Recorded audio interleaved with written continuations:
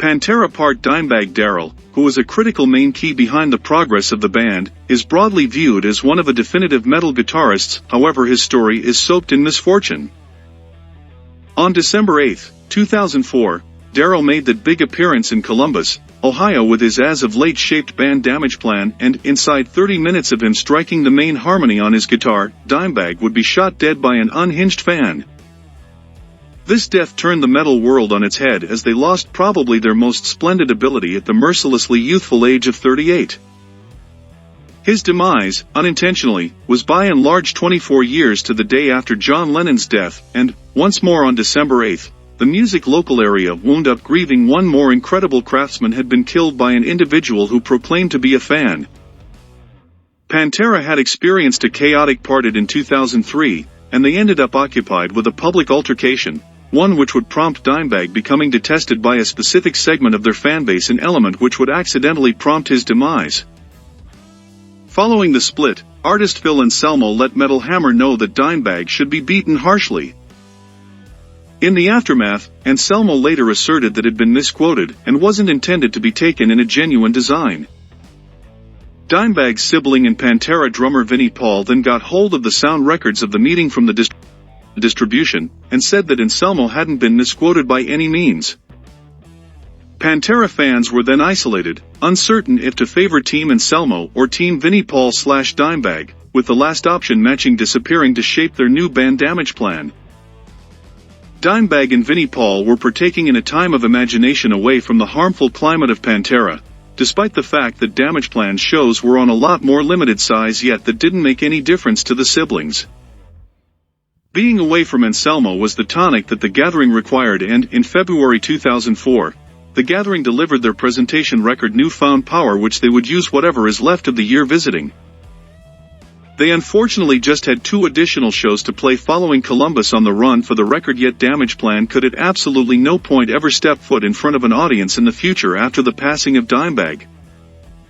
Damageplan made that big appearance at around 9:30 p.m., and the set began great, however that didn't keep going long, sadly. Around 30 minutes into the set, insane 25-year-old fan Nathan Gale showed up in front of an audience and shot Dimebag dead. It is accounted for that at the times before he pulled the trigger on the previous Pantera guitarist, he violently hollered, "You killed Pantera, you demolished my life." What might be said about Phil Anselmo? He really wants cash to purchase heroin.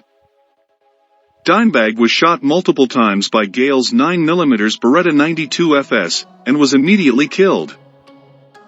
The Gathering's head of safety, Jeffrey Disorder Thompson, then, at that point, attempted to stop Gale by risking his body to let the remainder of the band escape. In any case, tragically, he lost his life simultaneously.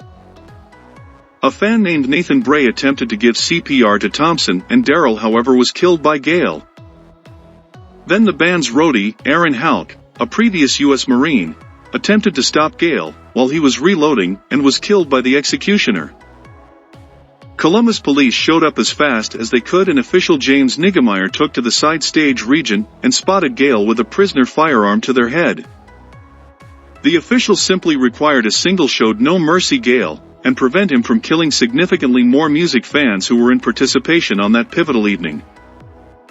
His late sibling, Vinnie Paul, later enlightened Metal Hammer concerning his recollections of that game-changing evening.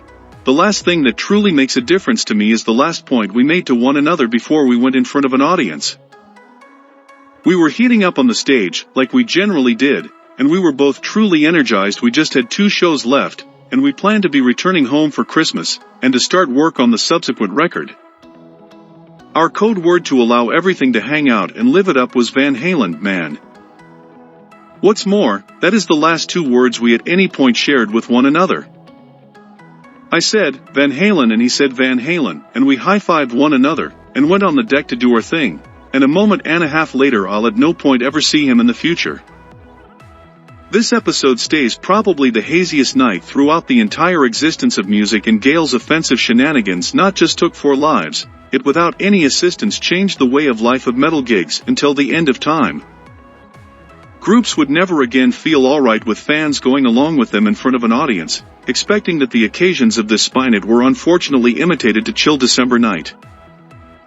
Darrell will be recognized as a metal incredible. However, tragically, the alarming conditions around his demise eclipse his huge profession and stays an unavoidable truth. Thanks for watching.